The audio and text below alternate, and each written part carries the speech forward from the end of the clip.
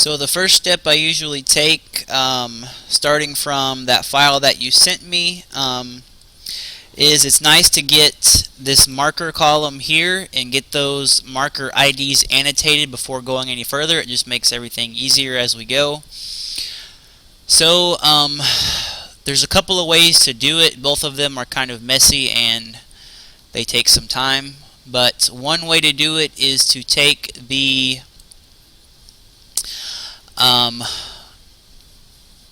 54K SNP annotated file. So I got this off of the Animal Genome Data Repository website.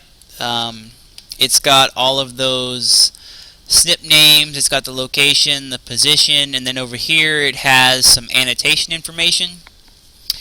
So usually what I do, I think the way I did this one is I took this whole thing and pasted it into my other spreadsheet with my positions, the one that you sent me, and I just did a VLOOKUP with this column. That column seems to have gene names in it. Yep, that column looks like the gene names. It may take some playing around with, but that column can get gene names from, and I just used this value, the position, as a unique ID. You can also use the marker name if you want to return the gene name. So that's what I did here. Then you just have to go back in, maybe do another VLOOKUP and fill those in here. Some of those will give back an RS number. Those are fine. Those look nice in the gene network. Others you'll just have to go with that SNP name, such as those ARS numbers. But the ones that have gene names will look like that, where there's just an annotation there. So once I have all those annotated, I'll put those somewhere in that file and save that. So to get those, so these are the SNP effects that we have. Here's the 6 phenotypes for the carcass traits, or sorry, starting here. Those are the SNP effects. We need to get those into a file that will be compatible with Pcit. So what I did was just simply make a file with all 6 of those columns. There's those columns. First column should be that column of IDs, and there's no header on the thing on the file. So this column, this file needs to be taken and turned into a Word document. Sorry, a plain text document, and then stripped of the Windows characters using the DOS to Unix command in Sigwin. So this needs to be just plain text, ready for Unix. So that's the input file. I named it CAR for carcass traits. The other file you'll need for Pcit is the batch submission script file. So I made this file up to work with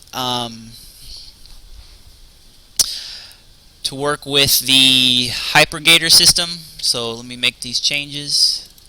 Delete that. I'll send you this file with some detailed annotations. So this stuff up here is not very important. That should all stay the same. This just loads the Pcit as a module in the system. It'll always use 16 threads for this part. So down here, this part calls the executable file. That will stay the same. That location is accessible throughout the system. This part right here, in conditions, the number of conditions is the number of phenotypes that you're using in the analysis. So we have 6 carcass phenotypes in this case. The in genes specification there, 99, that's the number of rows or the number of SNPs you're going to have in your network. So that will change. This part will stay the same. That's simply memory information. You'll need to change this to your username and the file that you're using as the input. Mine I named CAR for carcass. and then this will be the name of the output file that you'll see where you'll get your results. So I'll send a copy of that for your use. So let's go over to the HyperGator system.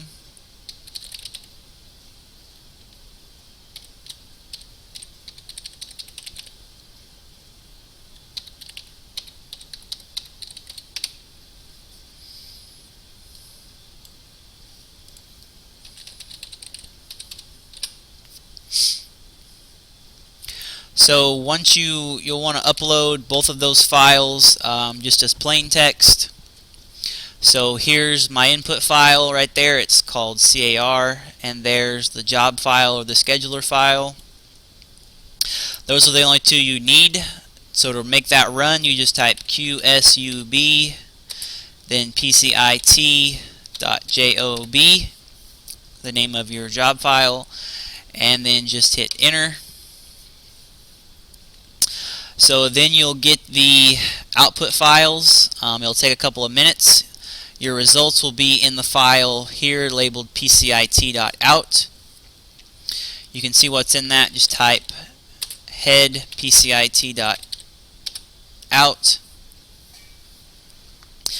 And what you can see there is you have a plain text file with 4 columns. So column 1 should have the ID of SNP1. Column 2 has the ID of SNP2. Column 3 has your direct correlation.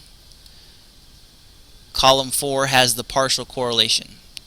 So you'll notice if you look at this row, our direct correlation is 0.899. Partial correlation is 0.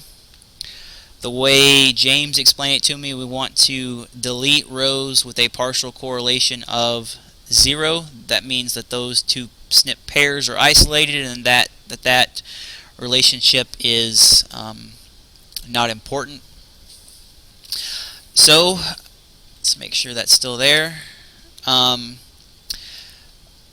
Here's the command to delete rows with a partial correlation of 0. It's SED